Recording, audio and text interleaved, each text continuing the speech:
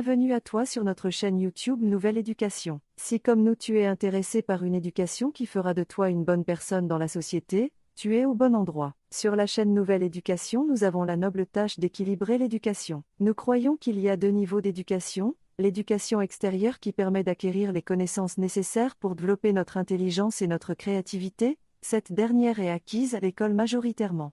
Et l'éducation intérieure qui permet de donner à l'homme les connaissances nécessaires pour devenir une bonne personne, cette dernière est acquise majoritairement dans la famille et les lieux religieux. Si toutes ces idées t'intéressent, nous t'invitons à nous laisser un pouce bleu pour nous encourager.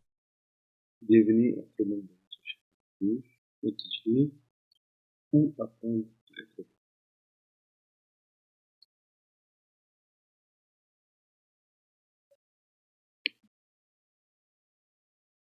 Si être bon est la base du vrai bonheur, il est capital de savoir où nous pouvons apprendre à être bon et à développer une force de caractère pour le devenir.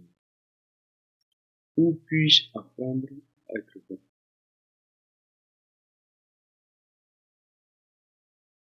Nous l'avons découvert au chapitre 1. Être bon signifie vivre pour les autres.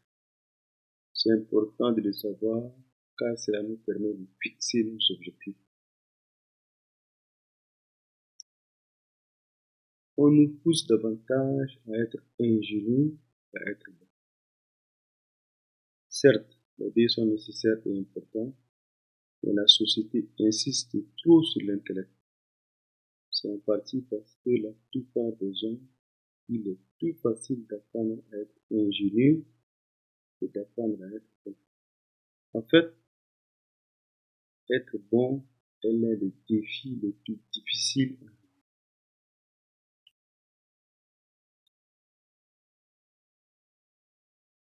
L'éducation pour favoriser le développement de l'intelligence et de la créativité. Comme je le disais tout à l'heure, être bon, en fait, c'est le défi le plus important. Il est plus facile de donner l'éducation intellectuelle que de donner l'éducation à la politique.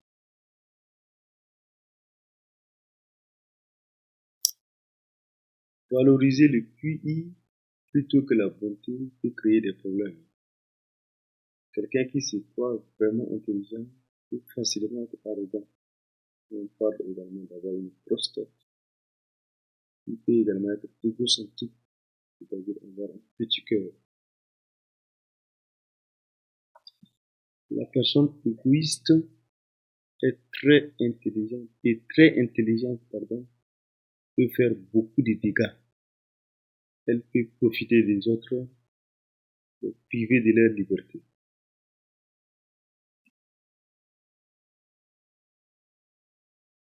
Vous voyez ici, il a une grosse tête, mais un petit cœur. On dit que c'est très dangereux ici. Alors, Theodore Roosevelt, président des États-Unis de 1901 à 1909, disait d'ailleurs, éduquer l'intellect sans donner une éducation morale, c'est créer une menace pour la société. Aujourd'hui, en 2024, il est difficile de lui donner tort.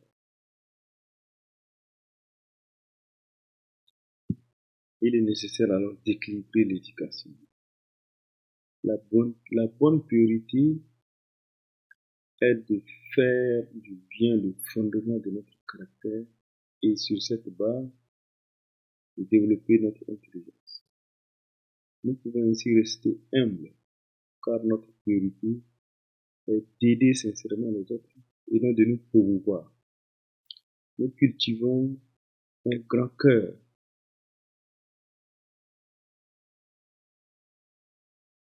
sans arrogance parce que nous faisons ce qui est bon.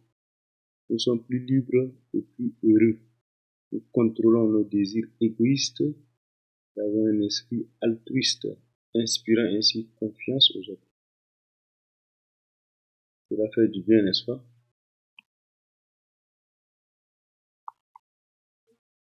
Alors, Cette approche nous permet d'avoir une vie heureuse, une vie de vraie liberté, sans fondement de la bonté. Nous perdons le vrai bonheur et la liberté. À présent, interrogeons-nous, où puis-je apprendre à être bon, selon vous? Où est-ce qu'on doit apprendre à être bon? Ou encore, qui doit nous apprendre à être bon? Être bon, c'est vivre pour les autres, on l'a déjà dit. D'où la question, quelle personne vit plus pour autrui que pour elle-même? Selon vous, qui vit pour mon bonheur plus que pour le sien? Qui est le modèle du bien pour moi en tant qu'être humain? La réponse est simple. C'est évidemment nos parents, notre père et notre mère. Ils ont été prêts à tout sacrifier pour nous donner un toit et à manger, une éducation pour nous aider à nous lancer dans la vie. Ces deux deviennent l'exemple du bien.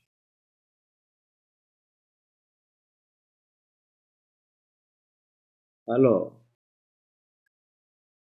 comment apprendre de mes parents à être bons? Ça, c'est la question qu'on devrait se poser. En suivant leur exemple, c'est aussi simple que ça. Ils m'ont émis et ont pris soin de moi. Donc je les aime et je prends soin d'eux. Ils m'ont soutenu, alors je les soutiens. Ils m'ont donné, alors je leur donne. En résumé, ils vivent pour moi, je vis donc pour eux. Ce faisant, je renforce mon esprit et ma conscience, ce qui est le commencement de l'unité esprit et corps. Cela forme une bonne personnalité. Le meilleur environnement familial est celui où les parents biologiques sont aussi les parents spirituels ou encore affectifs.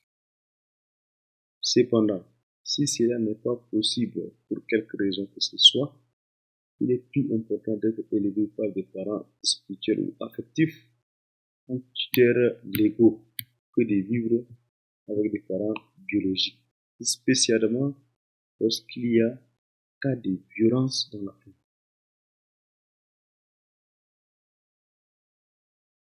En d'autres termes, le rôle des parents ne se limite pas à concevoir et à mettre au monde des enfants de bonté. Les bons parents aiment leurs enfants, protègent et éduquent leurs enfants,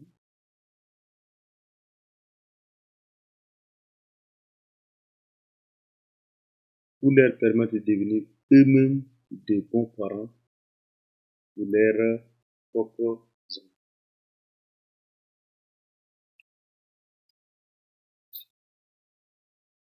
Dans le confucianisme, honorer et servir mes parents, c'est placer mon esprit et mon corps dans le bon ordre. Placer les autres au-dessus de moi-même. L'esprit public crée en nous une bonne personnalité. La piété filiale est l'une des vertus les plus importantes des cultures traditionnelles. En Asie, par exemple, elle est perçue comme la racine du bien. Cela signifie offrir de l'amour, du respect et de l'attention aux parents et aux autres aînés de la famille. Voilà ce qu'on appelle la piété filiale. Donc, je reprends encore. La piété filiale signifie offrir de l'amour, offrir du respect et offrir de l'attention aux parents et aux autres aînés de la famille. J'espère que vous avez bien compris ça. Alors,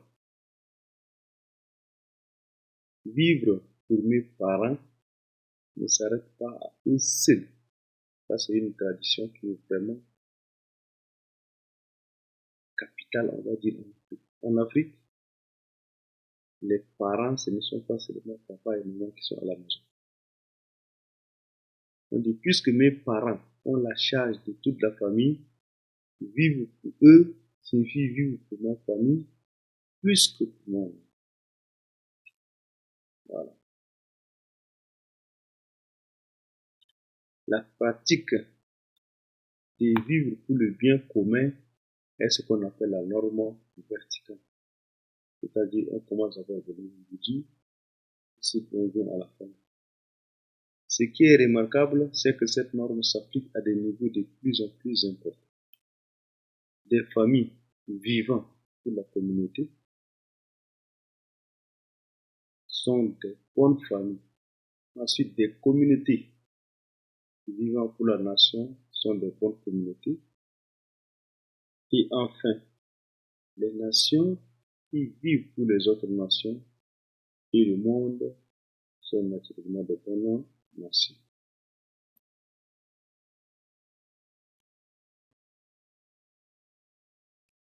Donc, quand on veut parler de la purité de la norme verticale, c'est ça. Nous avons une personne virtueuse qui va vivre une vie d'enfant filial. Ensuite, il sera un citoyen engagé, puis un patriote loyal, et en fin de compte, il deviendra un saint.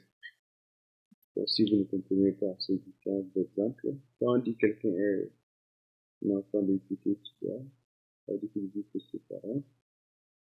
Un citoyen engagé, c'est celui qui vit pour la communauté. Un patriote loyal, c'est celui qui vit pour sa nation. Et un saint, c'est celui qui vit et qui se sacrifie pour le monde.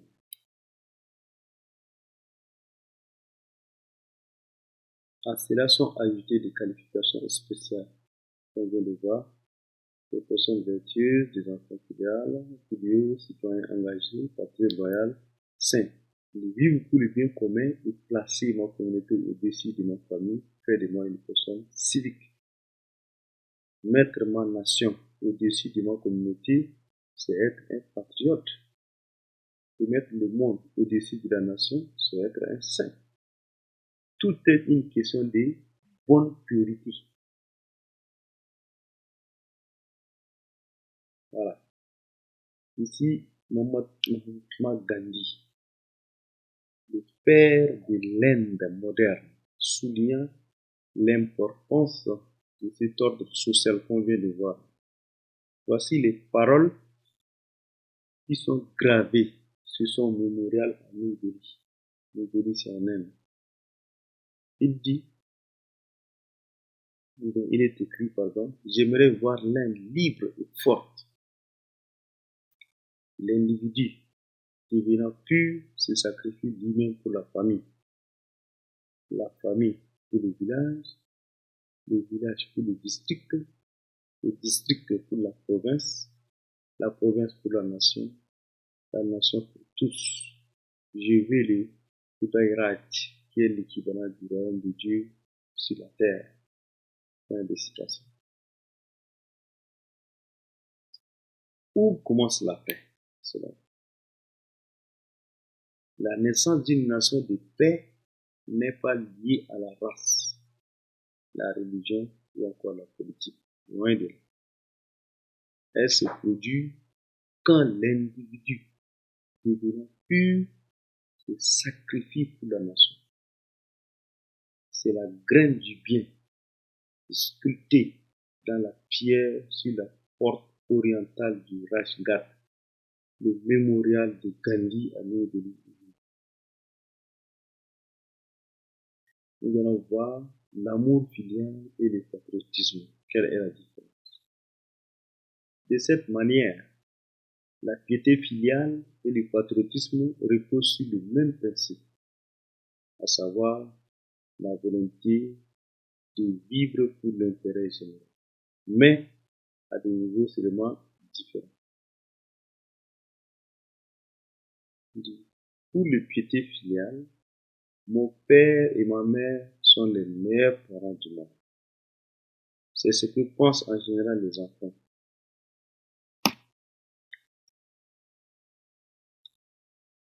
Mais ces sentiments se concrétisent quand l'enfant peut dire, s'il le faut, je suis prêt à mourir pour mes parents. Voilà ce qu'est la piété filiale. Être prêt à mourir pour ses parents. De la même manière, les gens pensent naturellement, ma nation est la meilleure nation du monde. Ce n'est pas du dédain pour les autres nations, pas plus que l'amour pour ses parents ne rabaisse les autres parents.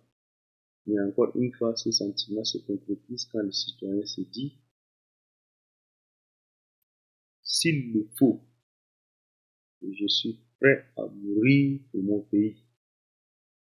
Voilà ce qu'est le patriotisme. Et ce n'est pas seulement la responsabilité des soldats. Chacun devrait être prêt à se sacrifier pour sa nation. Très important. Nous allons voir maintenant le chemin vers la maturité. Je vais insister sur cette partie pour que vous compreniez bien. Souvent, il y a des gens qui disent, je suis mature, je suis mis en attention. Est-ce que vous savez ce qu'on appelle la maturité? Très important.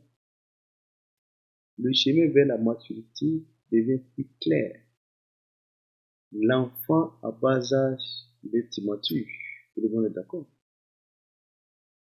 Il pense essentiellement à lui-même. Quand on est enfant, c'est moi qui est en haut et les autres sont en bas. Rien de mal à cet âge. L'enfant à sa naissance n'est pas apte à l'autonomie ni à comprendre l'intérêt général. Quand un bébé a faim, il pleure. Il ne se dit pas, c'est trop tôt, maman doit être fatiguée, j'attends son réveil pour prendre le petit déjeuner. C'est pas son problème. Les mamans passent outre car elles sont plus que disposées à se sacrifier pour leurs enfants. Les adultes d'âge mûr qui sont des bons parents pensent en général aux autres et se mettent en retrait. Vous voyez ici, on met les autres en haut, et nous-mêmes on est en bas. Cependant, entre les deux, c'est-à-dire enfant et adulte, nous avons quoi? L'adolescence. L'adolescent fait son passage de l'immaturité à la maturité et connaît une tension naturelle entre les priorités publiques et son moi. Vous voyez que, bon, pour un adolescent, c'est un peu mélangé. Parfois, c'est celui qui est devant, parfois, c'est les autres qui sont devant, ainsi de suite, jusqu'à ce qu'il devienne mature. Donc, quand on dit qu'on est mature, j'insiste dessus, ça ne veut pas dire qu'on a des muscles ou bien qu'on a des fesses. Jamais. On est mature, c'est lorsqu'on pense, on met les autres, on donne la priorité aux autres plus que nous. C'est-à-dire, on pense d'abord aux autres plus que nous. Voilà. Si on donne, je suis responsable de classe par exemple, et qu'on nous donne de l'argent à distribuer, je pense d'abord aux autres avant de penser à moi. Mais si je prends la moitié, je mets dans la poche derrière et le reste, je viens, je dis, partageons, on nous a donné de l'argent. Et même dans le reste, là, je prends encore une partie. Cela ne veut pas dire que je suis mature. Non, je suis encore un enfant parce que je réfléchis comme les enfants. Les enfants, ils réfléchissent à eux d'abord avant de penser aux autres. Mais les adultes matures, ils pensent d'abord aux autres avant de penser à eux. J'espère que c'est clair. Merci.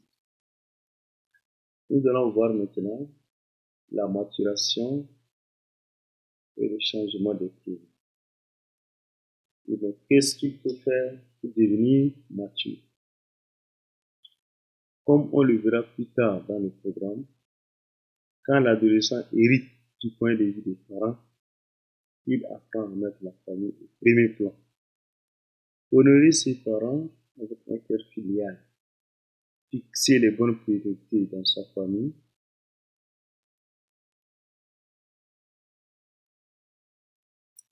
fixer les bonnes priorités dans sa vie. Voilà.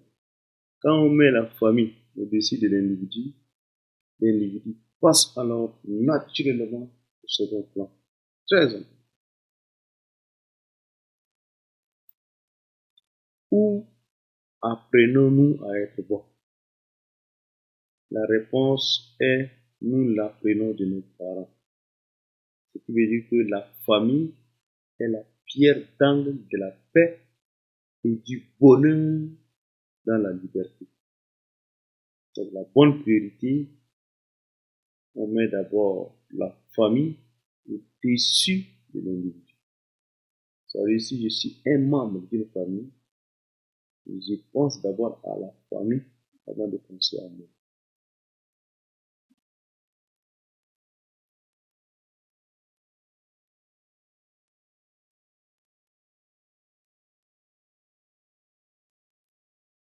Donc un enfant est immature parce qu'il pense d'abord aux autres, parce qu'il pense d'abord à lui avant de penser aux autres. Mais un adulte, là, on dit qu'il est égoïste. Il pense d'abord à lui avant de penser aux autres. Un enfant filial, il pense à ses parents ou à sa famille avant de penser à lui. C'est un parent sacrificiel. Nous existons pour les autres. Dans son autobiographie, le docteur Moon a expliqué à quel point c'était important. Prendre conscience que nous existons pour les autres est un grand progrès qui change la vie. Quand on aime les autres, on vit naturellement pour eux. On veut les rendre heureux, mais on y trouve aussi son bonheur. On se sent bien.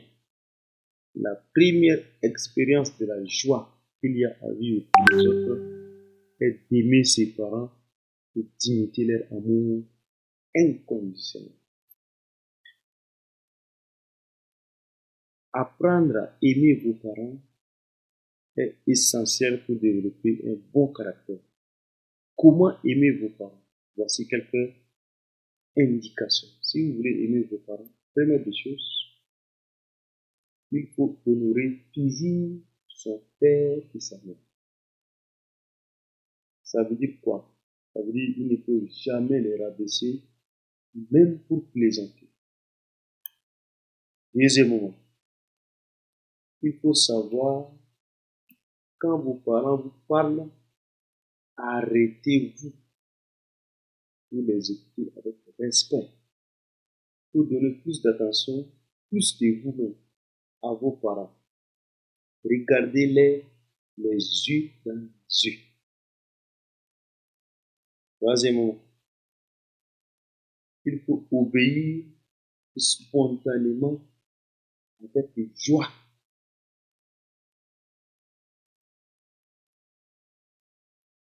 Obéissez-leur spontanément avec joie. Nous parlons bien sûr des parents. Alors, quelle est la question à toujours se poser?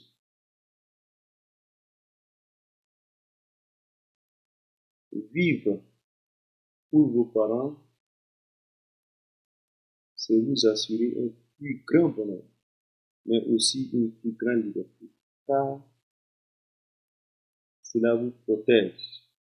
Quand quelqu'un vous demande de faire de mauvaises choses, posez-vous la question.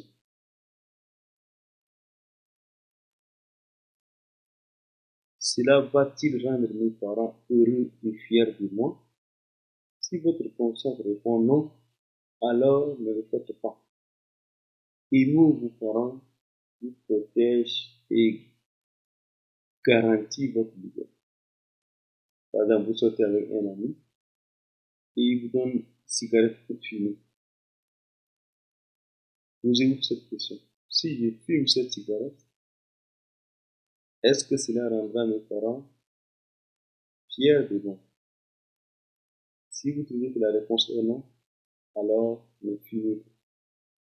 C'est aussi simple que ça. Alors, À travers de telles expériences,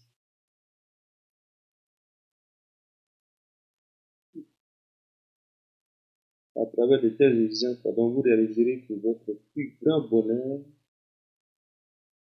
votre plus grande liberté et votre valeur la plus élevée commence lorsque vous aimez et honorez vos parents.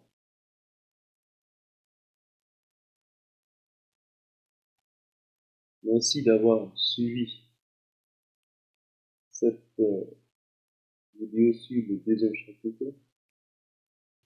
Mais avant de finir, nous avons également, comme à l'accoutumée, quelques activités à vous proposer.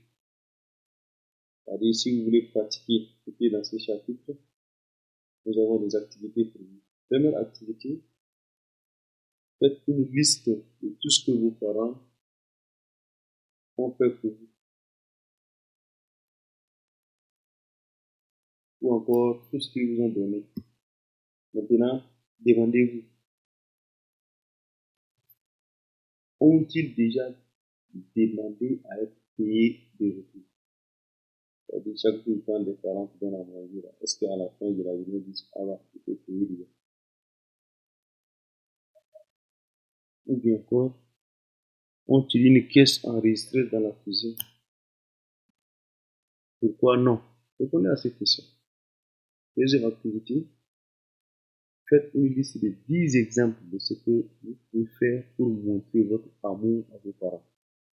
C'est-à-dire, vous allez dire 20 choses. Je fais ça pour montrer à mes parents que je suis reconnaissant de tout ce qu'ils ont fait. Ensuite, on dit, cochez dans la liste 2 éléments que vous allez accomplir aujourd'hui. Et vous avez fait la liste. La suite et la fin de l'activité B. Fixez avec l'enseignant une date à laquelle vous allez accomplir les 8 autres points. Après avoir accompli vos 10 points, écrivez vos réflexions sur le thème rendre mes parents heureux. Ce sont des petits exercices, mais c'est très important si vous le faites. Cela va vous aider à rendre vos parents heureux. Autrement dit, honorer et respecter ses parents. Nous vous remercions d'avoir suivi cette vidéo. On se voit à bientôt pour le prochain.